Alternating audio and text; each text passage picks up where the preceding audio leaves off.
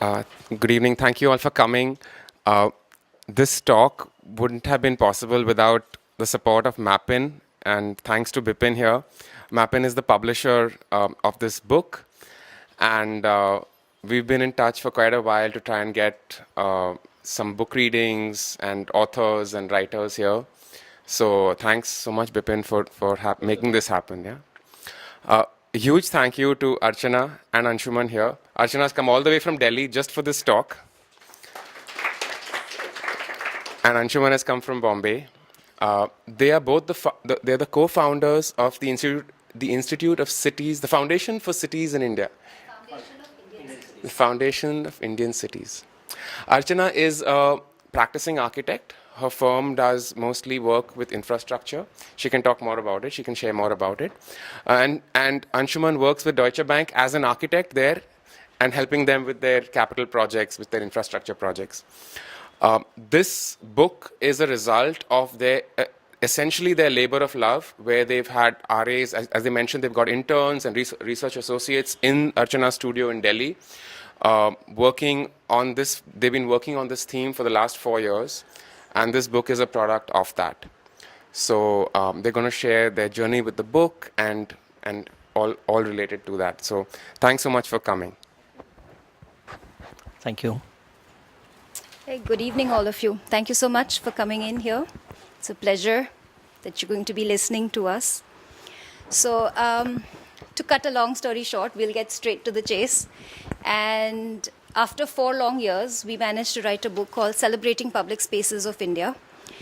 This book actually began very, very long ago. We don't look that old, but it began 25 years ago when Anshuman and I joined college. And we did our architecture together at this place called the TVB School of Habitat Studies. And one of the things the TVB School of Habitat Studies always talked about was, how do you look at spaces around you? How do you look at the city around you? And how do you look at your habitat is basically what it taught us. And irrespective of what we went on to do in our careers, that always remained. So we would always look back at each other. We'd hear a lot of these dialogues going around, a lot of these conversations where everybody thought they knew everything about the city. And first we're like, what is this? How can you know about the city? We are the architects here. Then when we listened a little more carefully, we realized that, yes, why don't they know about the city? Even if they're not architects, they might be artists, they might just be regular citizens, the sabzi wala, anybody. They're the people who use the city. Of course they know about the city. And so we started listening to their dialogues, observing them, and that's when we sort of realized that if we really want to understand the Indian city, we need to listen to everybody. We need to bring everybody onto the table, and that's how the foundation of the Indian cities was formed to begin with. And from there we started saying, the irony is, as architects, we have been taught to build, but it is the unbuilt in the city which really defines it. And that is where the idea for understanding public spaces came about. So then we started saying, okay, we understand that to understand our spaces in cities, we need to understand public spaces. What is it we really want to understand in that? Yeah. So the research, just a second. So the research that we started off studying public spaces and finding a common thread around these public spaces across cities in India, and the 3 pictures on the right that you see are very representative, but that's become, one, our reality, and second, unfortunately, our accepted reality. And that's how most of the spaces are, and we've begun to be used to something like that. And that's, where the first theme that emerged was that most of the spaces in the public domain in our cities basically could be termed in various states of chaos, negligence, and decay.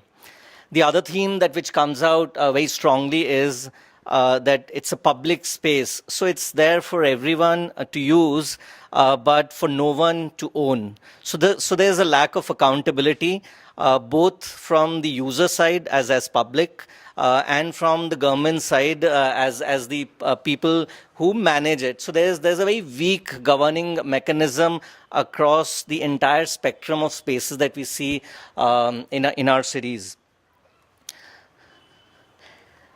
The third theme that comes, just a second. The third theme that comes is that in the last three decades, the rapid urbanization that has happened across our cities has basically led to two things which has impacted these spaces. One of them being that all the extended areas where the cities have grown have largely grown more as a mix of an informal and a market-driven approach.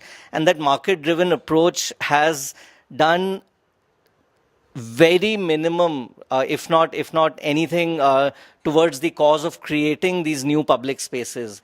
And the old city areas which still had those public spaces, become like a talking point for any infrastructure project that has to come in. So whether it's, for example, a metro station or a metro project, and there are enough examples across our large cities where projects like these, when they have to come in a city area, the public space becomes the first space where, to succumb to such pressures.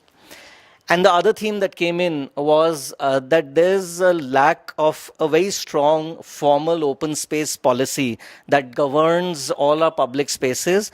And again, it's common across spectrum of cities. Weak in some cities, a little strong in some cities. But wherever there is strong, it is largely to the tune of the mathematics of getting the percentages right, without bothering about whether the percentage of open versus built versus unbuilt is being delivered from a quality perspective into the city space or not. So that's something which became a very common theme. We add to that the fact that now as Indians, it's a globalized world, so people travel, architects, normal citizens, we travel, and our reference examples, we travel to places like Singapore, London, New York, across the globe. And when we come back and when we see spaces around our own cities, we do a direct comparison. And when we do our direct comparison, what happens is that our whole dialogue becomes very negatively biased. We immediately start writing off our spaces. And that's when, the whole, I would say the entity of that public space takes a huge beating across the spectrum of society, from everyone, whether it's architects or people, or all of us as normal citizens. Yeah, but even with all the negative things he said, we started looking around, and we did realize that there is a problem, true. But in spite of that problem, there are a lot of public spaces, and in fact in every city across the country, and they work to a certain extent, some well, some not so well. But the fact is that if we started to look at cities across India, we realize that all cities have a space at least, many have more than one, where the city comes out. It begins to define that city, it begins to form the core and the essence of that city. Spaces where, whether it was for functional reasons, cultural reasons, economic reasons, all the public citizens were equal stakeholders in that part of the city, and they were who were responsible for making it work. So we started to ask ourselves that if physically, on the face of it, they seem so bad, why are they still happening? What is it that still makes them come alive at 4 o'clock in the morning in Dwarkadish, or at 6 o'clock in the evening in South Extension? What is it that makes these places still happen and work? And that is where our journey began, our journey of the gaze, which is what we like to call it, where we started to say, we're looking. We're looking at cities, we're watching them, we're observing them. And what we both really strongly said is we want to put the spotlight back on the Indian urban public space. That's what Celebrating Public Spaces of India is about, where we want to talk about and study the immense functional, social, and cultural value that these spaces bring towards improving the qualitative and livability index of our cities. And at some level also, we wanted to say many times in spite of architects, not because of architects. So these cities, these people are getting together in spite of bad design. And yet, what is it that is holding them together? So the whole idea of Celebrating Public Spaces of India is, let's put the spotlight back on. To put the spotlight back on, we needed to understand where to focus it, right? And that's what we want to talk about. Yeah. So essentially, the public spaces which had become incidental, largely ignored and unacknowledged. That's where the book tries, to put the spotlight and bring the public space, Indian urban public space, back into focus. So when we start doing that, and we spoke about a Western gaze and a direct reference between a Western gaze versus a Western filter versus an Indian gaze. So we actually realized that if we have to start to understand the Indian urban public space, we have to look at it from a very Indian perspective. And for that, we need to define what an Indian gaze should be, and try and see how it differs from a Western gaze. That's what it is.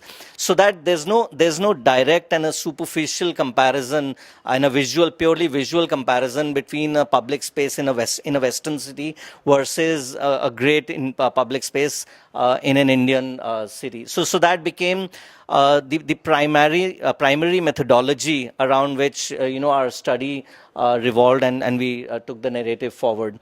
The second very important thing which we did was, like we spoke in the beginning, the few images, disturbing images that we see. So it's very easy to fall in the negative trap, which is the upper layer.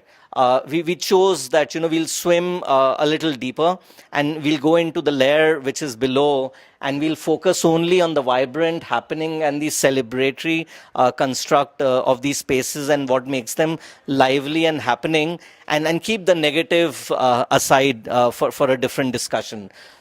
And the other thing was that the narrative that you see in the book is also non-prescriptive. And the third important thing about while we were piecing the book together was that it broke one of our myths that we've all along had as architects, and a few of us at least would be here. Is that you think that you're the architects, so you know everything about the city, and you largely the profession who defines the city. So that's a myth, and that got broken. And we realized that a subject as important and as relevant as this, although requires a technical understanding of how the subject is treated, but when it's put together in a book, it's pieced in a very simple language, so that we can basically engage with a larger city audience and move beyond the architecture domain only. Otherwise, there are plenty of books on cities and spaces which are written by architects for architects sitting very comfortably in architecture school libraries. Yeah, and the other thing, if you go through the book, is it's basically when we try and engage with a larger audience which goes beyond architecture.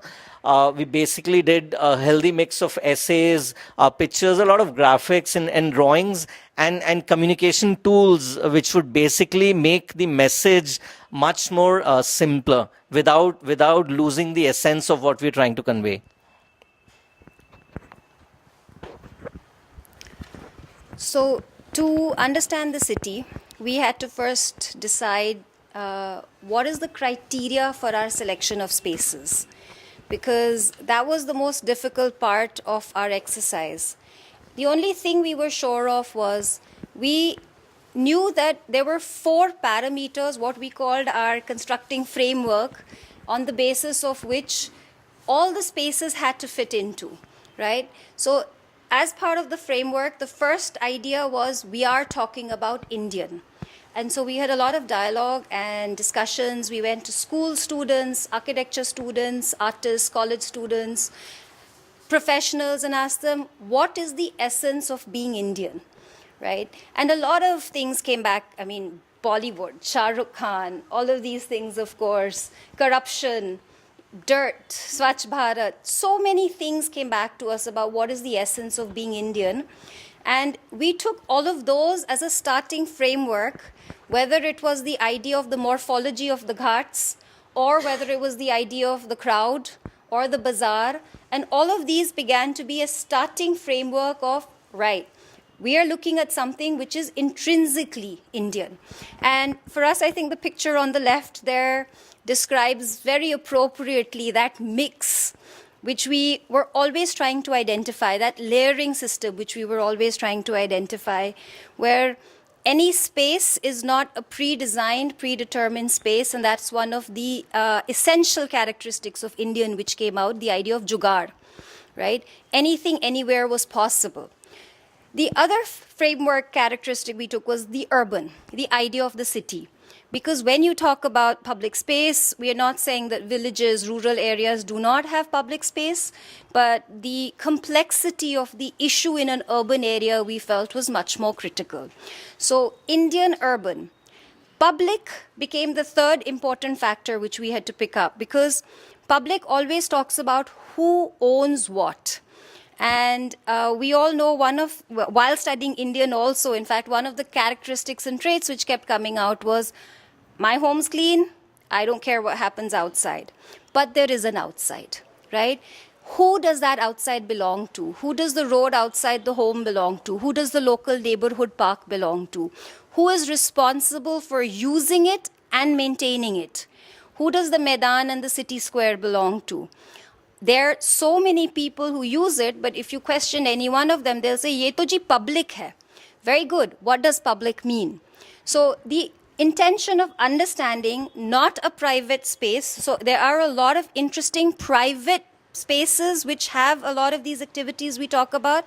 We consciously stayed away from them and looked at the idea of something owned by everybody, but yet owned by maybe no one in particular. The fourth characteristic was also space. So like I mentioned before, architects build. And we actually went and said, okay, what happens to the unbuilt, right? The space in front of the building, the space behind the building, the space between buildings. So of course, roads are a primary percentage of the area in a city which does that, which we consciously kept aside, though they did come back at a later stage as well, as we will be seeing. But we were saying there is a lot of so-called space in the city which is not built, but it doesn't mean it is unused. And how does this characteristic of the Indian urban public space all come together and create these little focus points within a city, which is what we are going to focus on, which is what we're looking at. What is it that happens in them which we want to put the spotlight back on and celebrate? So as we said, we started with the idea that when we get our formal training, we do get a lot of Western formal training. We understand cities as grids and as straight lines and as clean corners. When we looked at the Indian city, we had to redefine everything. All things which we understood as conventionally what is a good public space, in the context of Indian urban public space, flipped. It got redefined. And that is when, and this is to quote from the book, the apparent chaos and disorder actually consists of several layers of order, all superimposed. So we were looking at the idea that if we look at it as a palimpsest and say there is one grid, maybe the chaos is not just a lot of confusion out of random nothingness, but maybe the chaos is because there are many grids happening, one over the other. And so we feel that we can't read the grids, but it doesn't mean they don't exist. So when we began to look at these spaces in this way, we realized that these spaces celebrate their democratic and multifaceted nature and offer something of functional, cultural, social, and utility value to everyone. And that became the crux of what we understood as the essence of public spaces in India. That everybody, whether it was the rich or the poor, whether it was the homeless or the person who lived in a bungalow, all kinds of people, whether it was the secular or the atheist or the hardcore, fundamentalist, all of them found a certain space and expression in these spaces, and that is what we call their democratic nature, right? Whether it was through economics or whether it was through culture, whether it was through religion, they all found a certain sense of meaning within these spaces. And it's like, so these spaces became what we call a window to the soul of the city. So you could look through these spaces and actually understand what the city would be about. So it all then boiled down to, how we see the public spaces in our city. And the dialogue starts and ends between these four adjectives: chaotic, unsafe, crowded, and dirty. And trust me, 90% of the dialogue just starts and ends there. But like we said, we wanted to go beyond that and, just go a few layers down and understand and study each of these spaces, how logically sound they are, alive, dynamism in terms of the activities that they are, and how all of these things put together come together to create what we actually know as the Ronak in Hindi. And that's where the whole concept of celebration or around these public spaces come together. So in effect, when we say celebrating public spaces of India, is essentially about, trying to understand the public spaces in our city and trying to see what constitutes the Ronak that's created in these spaces and plays around in these spaces.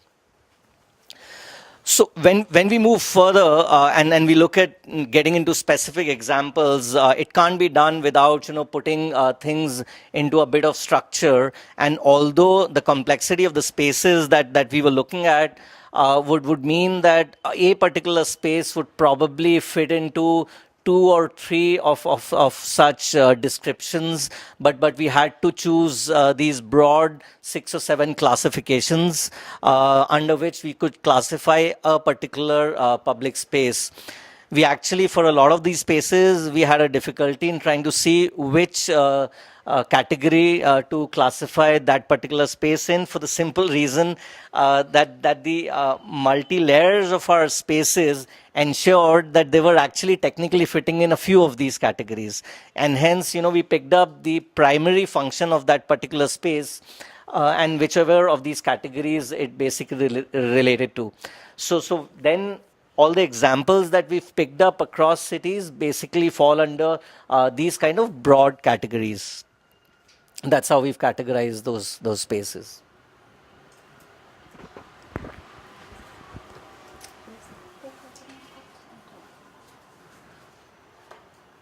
So the first category we began with was called public buildings and monument spaces. And what we looked at here were 4 basic ideas talking about what factors shape these spaces. Mostly we realized these factors were historic and political, where public buildings and monument spaces were concerned. And the buildings eventually were either incidental or a backdrop within these spaces, right? We then tried to understand how these spaces work, and again, we began with European constructs of how monument spaces work, and we tried to compare how do Indian spaces work within their own context. So we were trying to understand our monument complexes with the way they work within the Indian subcontext.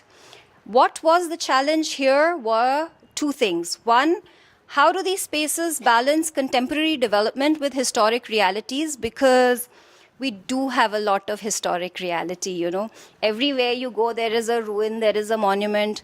And there is a big debate about, do we preserve, do we conserve, do we do adaptive reuse? Does it move with the times? Should it remain frozen in time? And the discussion for public buildings eventually was that it has to move. It has to become contemporary along with its historic reality, but you can't let go of the past, because the moment you let go of it, you lost the context. So then the second point of understanding the Indian subcontext, that became secondary. So that balance was something which we looked for in these places.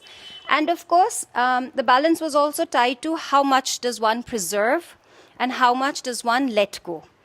So the urban precinct has always been defined by the presence of a main public square or plaza, which is the core of a city. This has been the historical basis which we started with, but what we looked at was how much of a role do they play in the city currently, today. For example, one of the examples which fascinated us was the Charminar in Hyderabad, because as we quote from the book, this exemplified this for us. Some of these spaces are struggling to keep pace with the evolving, fast-moving world around, showing traces of its past at the core, although the parts around have evolved, transformed with contemporary overlays. So when we were talking about, is it chaos, or is it just so many layers which are coming together that we need to peel each layer, we need to identify each layer? What is it that's happening at play? It's so easy to say, look at it, this is so congested, the traffic makes no sense. But then when you look very carefully, you begin to realize there are certain patterns of movement which are visible into it. At ground level, hierarchies of pedestrian, vehicular, even, I won't say encroachment, but even those temporary stalls, vis-a-vis the permanent shops, all of them were playing a dialogue with each other. They were all enacting theater play with each other, which is what the ground reality of this place was. At the second level, when we talked about, that was related to historic monuments. But for us, then the other category we began to realize was there is another set of city squares, which may be historic, but they are defined more for their cultural value in the city rather than the historic value in the city.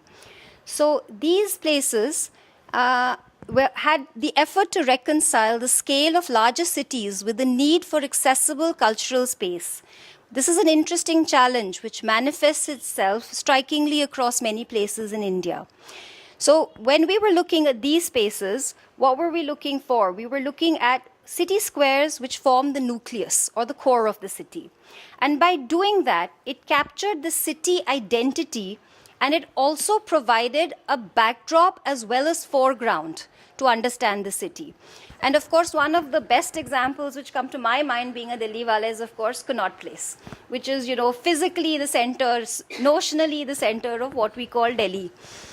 Then we talked about the idea that city squares acted as stabilizing forces. So they were unbuilt spaces, but they were what prevented the crowd and the chaos from overtaking the city. From whether it is providing a breath of fresh air, whether it is providing a pause point in a busy city. So these, therefore, became the stabilizing forces within the city. The changing faces of these cultural spaces also were looked at. So, traditionally there were the hearts, and then how the hearts also got redefined into contemporary cultural hearts in many cities, where you talked about bringing in handicraft and handloom as one of the major tying parts of many cities, especially in northern India. To city plazas also, which have been defined as central open spaces where you would fly kites, where people would come together. So these things, we looked at the various changing faces of these kinds of cultural spaces and found many typologies within them as well. Of course, the biggest challenge here was to understand that there was a very strong impact of commercialization and urbanization. So commercialization equates everything to square foot value, right? And open space doesn't hold up in that equation. So how do they measure it? How do you know that putting a 30 floor high building in the center of Connaught Place isn't better economic value sense than leaving it open and saying anybody can come here? So this kind of debate, which sounds very funny in a room like this, is a real debate in many corners where political decisions are taken, right? And so that question about, is it something which can be equated to money?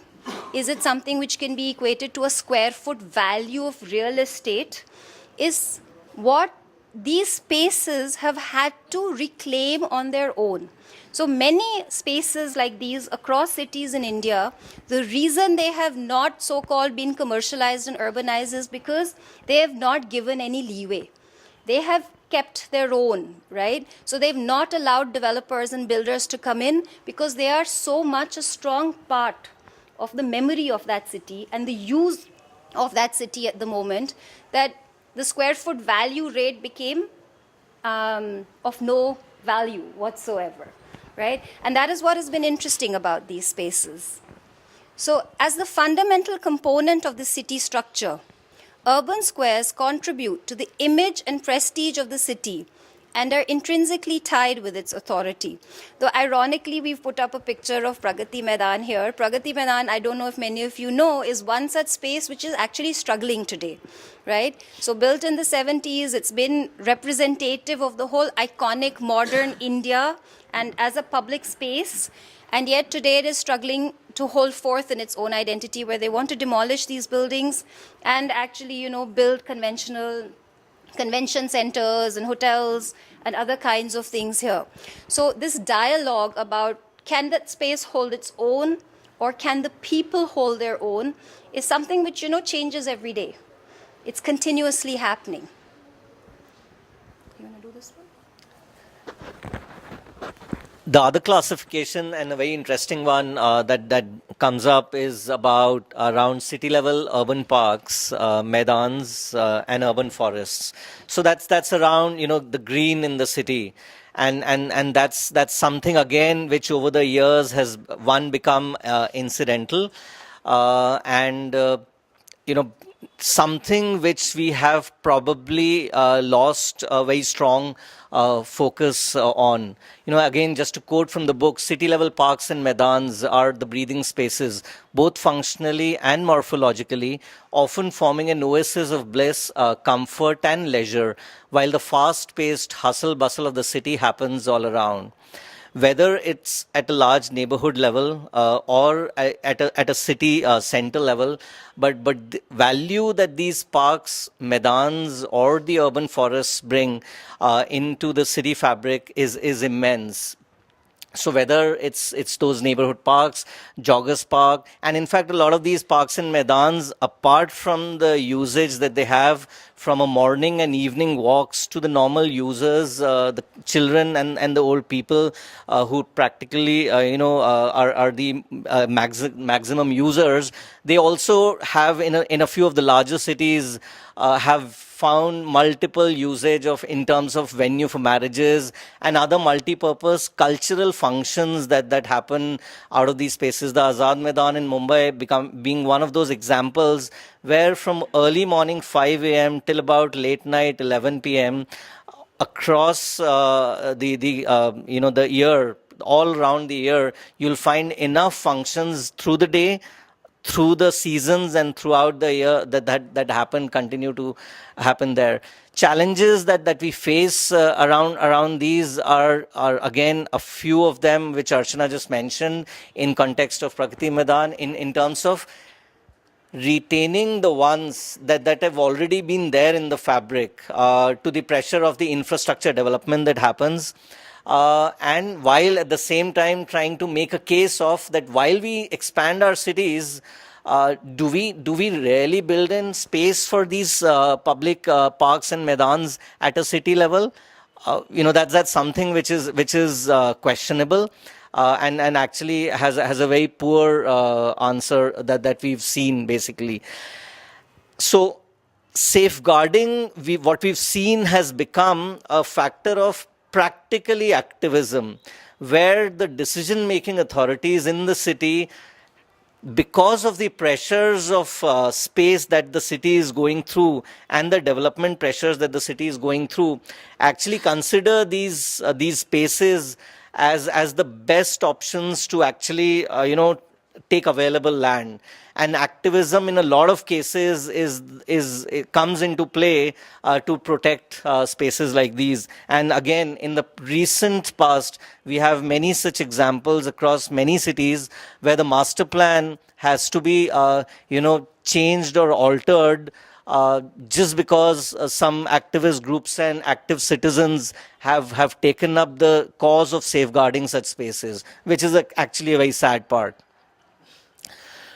From a political and a cultural perspective, the Maidan that was there in the original context of an Indian city, whether it's the Ramlila Maidan in Delhi or the Azad Maidan in Mumbai, and many such cities which have a city-level Maidan as a focus of the center, the Maidans form the arenas where the political and the democratic functioning and its mechanism of dialogue, both from a view perspective and protest from a counter view perspective, were played out. And this got the most beautiful example of this was when Arvind Kejriwal decided that they'll have a swearing in ceremony for the chief minister in the Ramlila Maidan.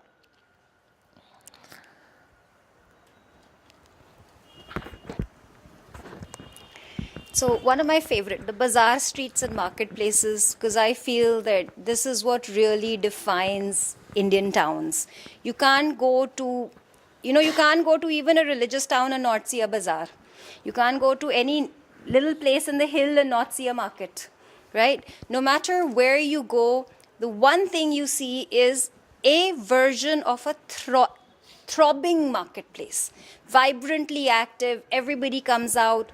What changes is what is the time of day they come out, what is the nature of the goods which are sold.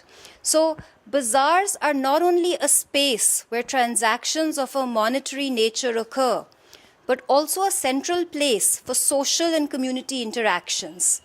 Because if you understand the history and the purpose of markets in the Indian context, and actually all traditional towns across the world, we really understand that focus of commerce is incidental. Along with it, it was about sharing dialogues, sharing experiences, sharing cultures. And so the exchange which happens in the marketplace is not just an exchange of money or goods, it's also an exchange of ideas, which is basically happening. And yes, if you go to an Indian bazaar, it seems crazy, right? But we did realize there is a method to the madness. There is an underlying logic and hierarchy and calculations that lay the foundations of our marketplaces. But the most wonderful thing about them is, as we've said, when we talk about the Indian urban public space, we're talking about the democratic nature of that space. And nowhere is it highlighted as strongly as in the bazaar. The all-inclusive nature of the bazaar, right from the beggar to the Seth who runs the $1 million, hawala, it is all there in that bazaar. And one thing we also noticed was a strong sense, so like when we talked about the method to the madness, we saw a strong sense of hierarchy. So for example, it was all decided without being written in paper, who gets to come in the morning, which vendors, whether it's a sabziwala who sets himself up early in the morning before the shops have opened, then the shops happen, then in the evening the eateries come out. So a lot of traditional marketplaces across towns in India follow a hierarchy and follow a structure which allows everybody to be able to make a living, and which allows all kinds of activities, like I said, whether it's a daily goods activity of buying vegetables, or it's just something where you're coming out with your friends to eat ice cream at 12 o'clock in the night, they're allowing this kind of activity to happen. On the other hand, when you look at cities, and especially you look at large metropolitans like Bangalore, Delhi, you begin to see a certain evolution in these marketplaces. So the traditional high street has of course been not replaced totally, but fast being replaced by the mall. And then we begin to ask ourselves, how different are what we call these organized malls and chaotic bazaars, right? Do we begin to see replicas within the mall of activities which we were seeing in the bazaar? So to some level, a lot of the malls in India have the highest number of kiosks and small shops compared to any other part across the world. I think that comes from our understanding of the bazaar. Similarly, we have the highest number of window shoppers across the world also, right? And if you look at statistics in malls, food joints and eateries do the best business compared to any other outlet.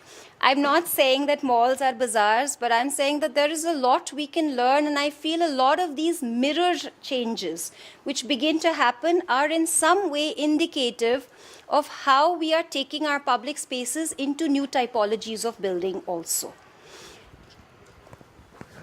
So these markets serve a functional purpose to the city in terms of availability and consumption of latest goods.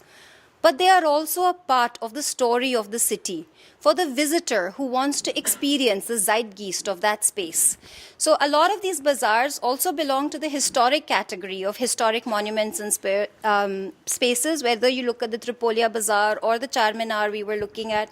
Many of them are not just bazaars to buy, they are part of the daily activity, but they are also what bring tourists in. Because for them, that association with what is a public space in India is tied up with the language of architecture, which is associated with it.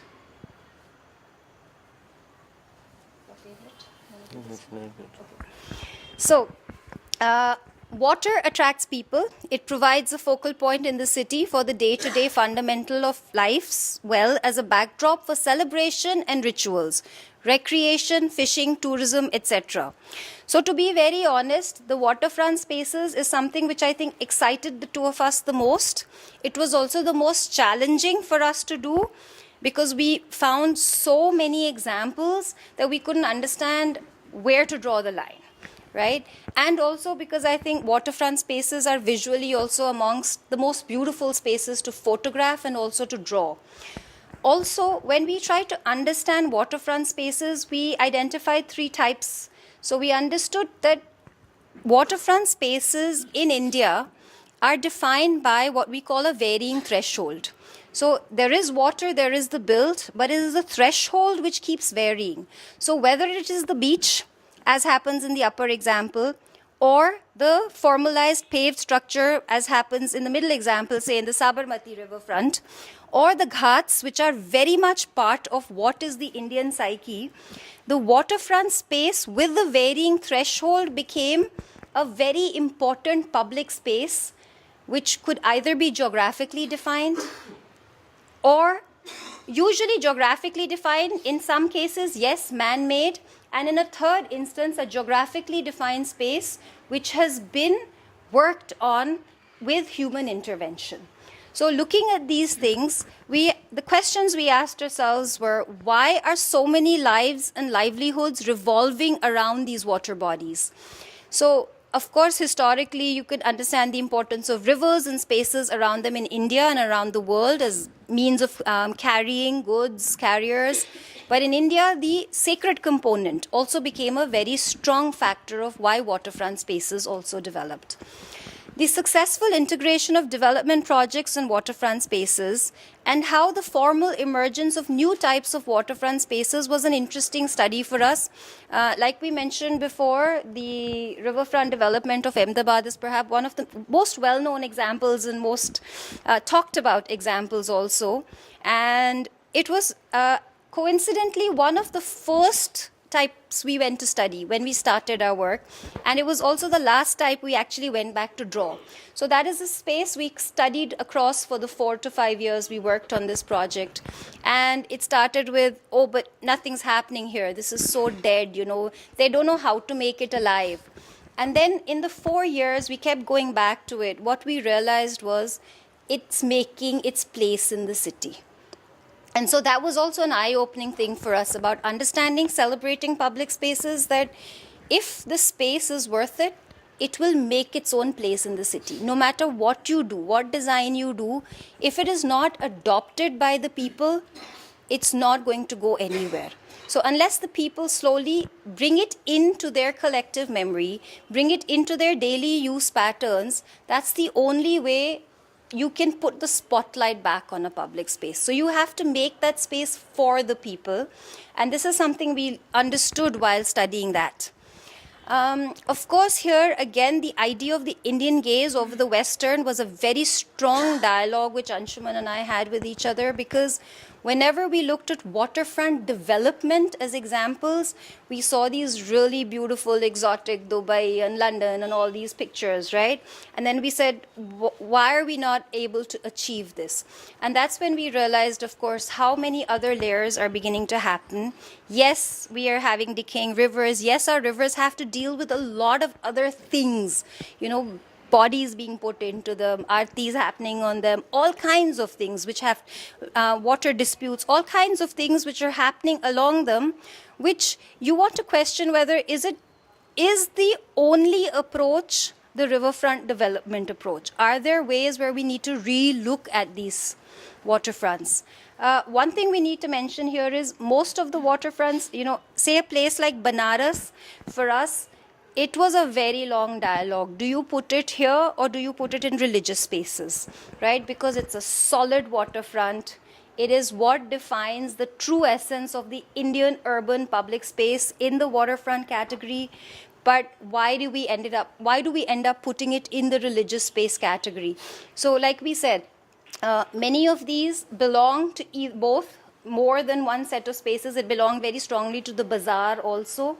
But we put it eventually where we felt its primary function in the minds of the citizens were, not architects and academicians. So that is why it got there, though, for us, we would have wanted to talk of it as a waterfront space, which is uniquely Indian. So riverfronts are predominantly formal design interventions, and their dialogue with the river is visual, while the ghats are more intricate spaces within the city, and their dialogue with the city is experiential. So when we talked about waterfront spaces, this is the major dialogue which we were having. The idea of the formal riverfront development, which has a visual dialogue with the city, and the idea of the traditional ghat, which has a sacred and experiential dialogue with the city. And this is Rishikesh, which we felt was one of those where it actually managed to create both sets of dialogues very strongly. And so one of the strongest categories, the most debatable category which we had discussed while talking about it, the most obvious one at some level also, because when you think about public space in India, you cannot, and you talk about culture and society, you cannot dissociate it from religion. Right? So this category became something where we found so many examples. Every city has a religious space which has something to say. And the most interesting thing about religious spaces which we found across the whole country was they were very public. We don't have a concept of a private religion in this country, right? Everything is out there on the road. Okay, so the overall experience of the religious space, its physical form and attributes, activities and surrounding spaces for associated public activities, all come together to form an overall sense of place and an emotional bond between people and the place against a canvas of religion. So the interesting thing when we talked about religion in a lot of these places is you can't say which religion. That was the best part of this study. So even a Banaras, you could never say which religion formed the canvas. They all came together in that. So it may seem that Banaras is a very predominantly Hindu town, but we found equal expressions of Islam there also. We found equal expressions of Sufism and the Bhakti movement there. So all these places where we started saying, oh, we know what religion this place is, we know what is the predominant culture of the place, they all broke our myths when we eventually studied those places. But what was the question which we wanted to ask while we were looking at this was, what do religious spaces in a city tell us about the society? Because eventually, all of these spaces where you're looking at vibrant public spaces where religion is an important aspect, it's tied very closely with culture. And it's also therefore tied very closely with the people of that place. And then the people of that place are not necessarily right-wing or fundamentalist people, but they are people for who religion is as much ritual as belief system. We also looked at spatiality as part and parcel of the constitution of any religion, and how different towns are formed as a morphology because of the way the rituals are enacted of that religion in that town. And especially in India, you have a lot of these historic temple towns. You have, for example, something like a Haridwar, which exists because of the Har Ki Pauri.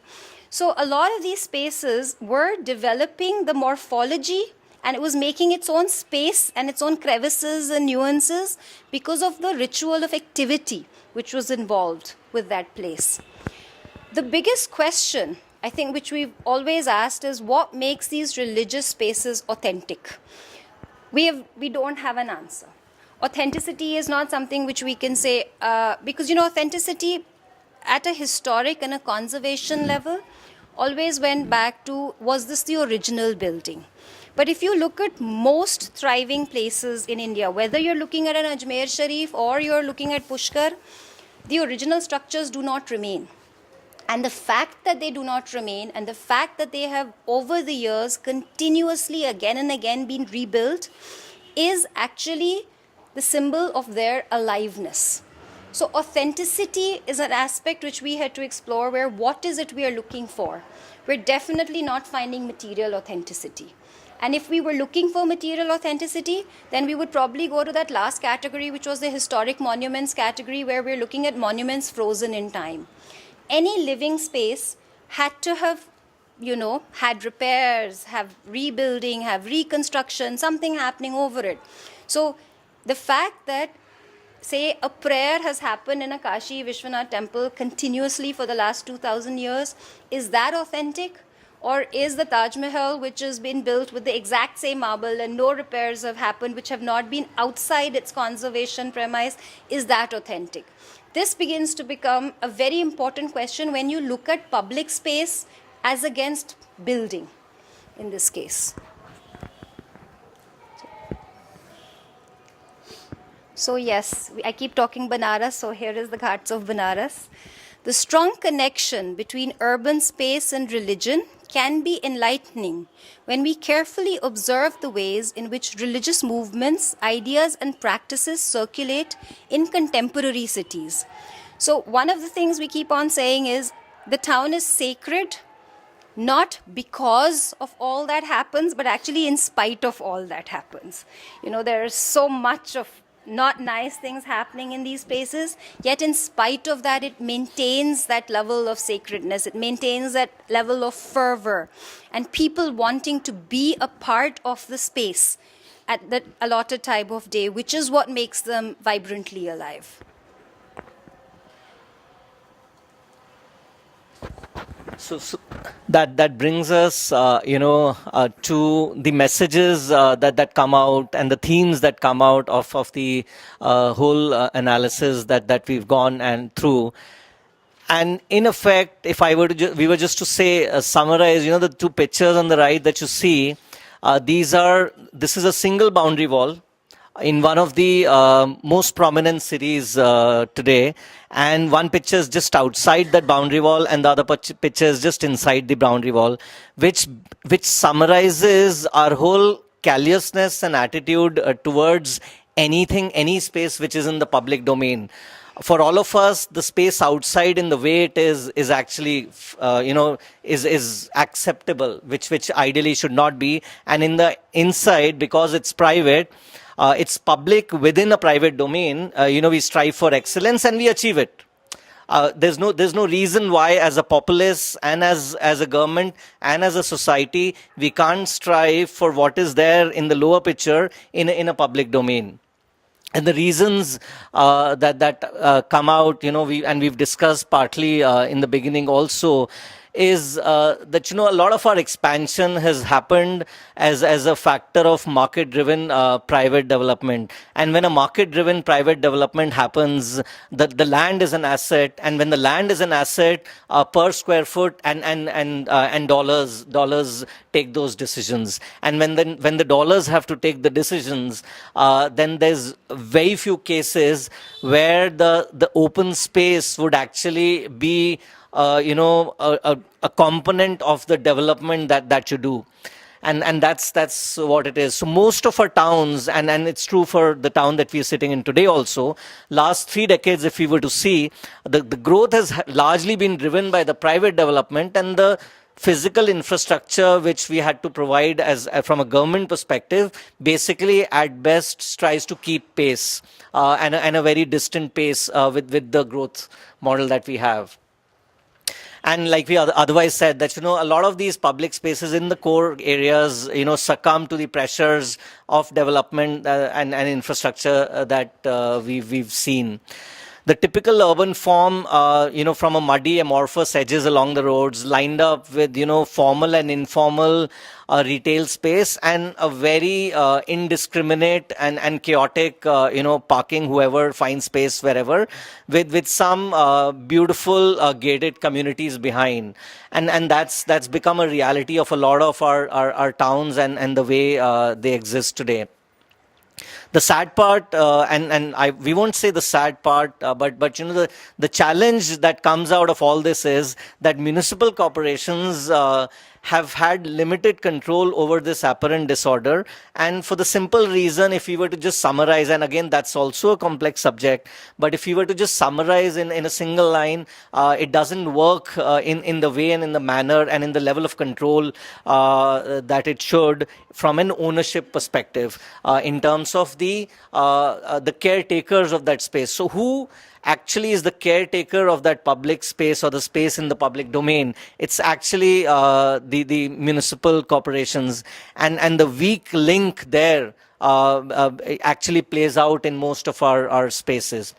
So what we end up being, in our cities is that the livable quality of these spaces compares very poorly when we take references from Western examples, and that's where the negative construct starts to build in, and that's obviously a challenge. But that was not the although we acknowledge the challenge, but the point was that we focus on the characters and the vibrancy and the liveliness of the spaces. So the constructive themes that came out was that there was a unique character and liveliness which could be associated with most of these spaces. Most of the prominent spaces in any city were beautiful and fantastic and culturally extremely alive. There was a strange balance between the formal versus informal, a planned versus unplanned, public versus private, and historic versus modern, which to a Western gaze would actually be very difficult to understand. But like we've discussed, that when we look at all the layers that constitute, we can actually start to decipher the complexity of those patterns. We also, found that many of these public spaces have evolved beautifully, both functionally and spatially, to adapt with the dynamism of the evolving city around it. Thereby, the extra layers make it more richer and stronger, a stronger component in the fabric of the city. And the vibrancy, liveliness, and the ronak, and the strong cultural influence, the festivities which largely play out in these public spaces, leading to a sense of celebration associated for the citizenry in context of these public spaces. The multitude of functions which allow each other to coexist. Most of these spaces, like we've discussed and we've analyzed, are not unifunctional. They're multifunctional during different times of the day. So different times of the day, different functions, different stakeholders, different owners from a utilitarian perspective, and different boundaries. And all these things get beautifully negotiated throughout the day to form the patterns around and the characters around these spaces.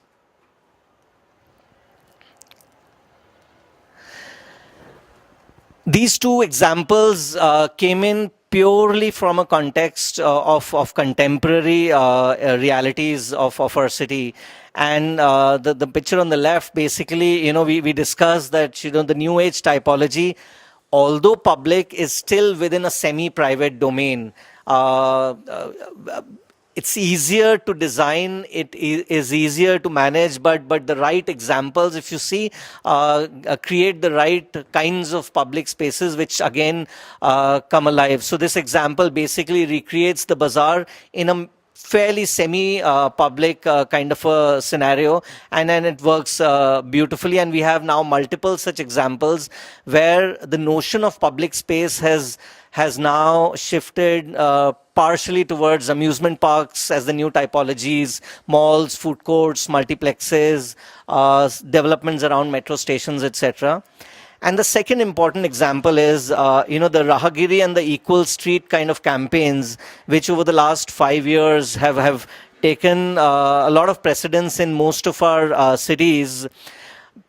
Do two very important things. So while at one level they try to salvage the public space for the pedestrian and the cultural activities for a particular period of day in a week's time, so from a Sunday to Sunday, what it also does is it re-emphasizes the sheer unavailability of public spaces, while reinforcing the socio-cultural importance of such spaces within the city fabric. And the lesson there would be that spaces like this, which get evolved, which get created as part of these campaigns, should not be a once a week, once a quarter a year kind of a space, should actually be the reality of an everyday space in all our cities.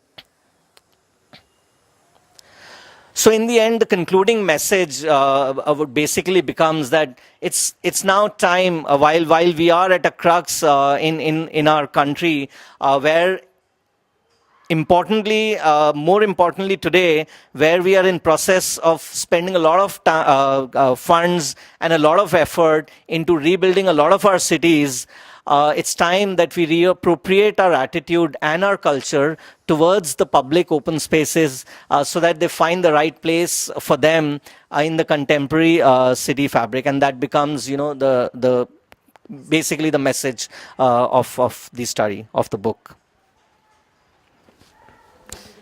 Yeah, we want to do the film. Kush, we just want to... Yeah. Just lights off, please. Lights off. We have a small film on the book which tries to explain again. Tries to capture the essence of the book is what we feel. We'd just like to share that with you. So, but one of the things we do want to end saying also is, at a larger level, the way we want to take this book forward and this whole idea forward is, to get out and tell people that public spaces belong to you. They are your domain, but you need to reappropriate them. You need to reappropriate them by using them, not taking your car in them, but taking your kids in them, walking in them, actually using those spaces the way they are meant to be used.